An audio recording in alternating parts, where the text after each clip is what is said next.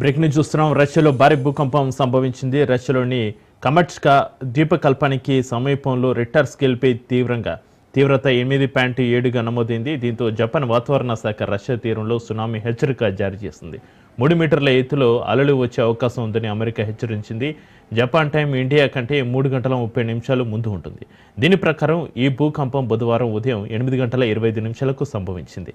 ప్రాథమిక తీవ్రత 8.7గా నమోదైందని ఆ సంస్థ తెలిపింది.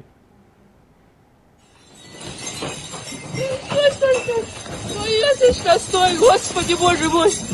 Когда успокоится все? Ой-ой-ой-ой-ой-ой-ой-ой! Господи! Йосечка мой маленький, Йосечка! Йося! Господи, Боже мой! జపాన్ పసిఫిక్ తీరం వెంబడి సునామీ వచ్చే అవకాశం ఉందని హెచ్చరిక జారీ చేస్తుంది. ఇప్పటి వరకు ఎటువంటి నష్టం జరిగినట్లు సమాచారం లేదు. జపాన్లోని 4 పెద్ద దీవులకు ఉత్తరాన ఉన్న హక్కేడో నుంచి భూకంపం దాదాపు 250 కిలోమీటర్ల దూరంలో ఉందని తెలుస్తోంది. Стой,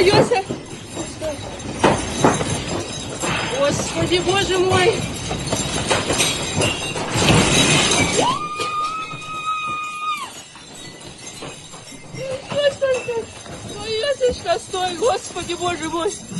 Когда успокоится все? Ой-ой-ой-ой-ой-ой-ой-ой!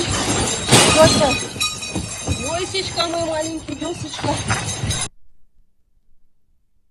Йося!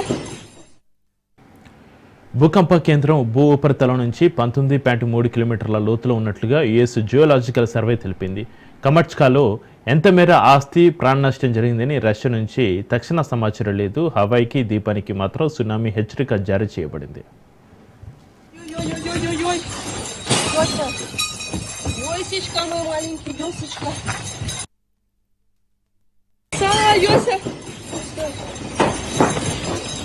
Господи, Боже мой!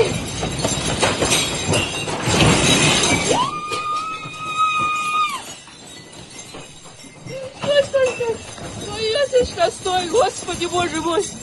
Когда успокоится все? Ой-ой-ой-ой-ой-ой-ой-ой!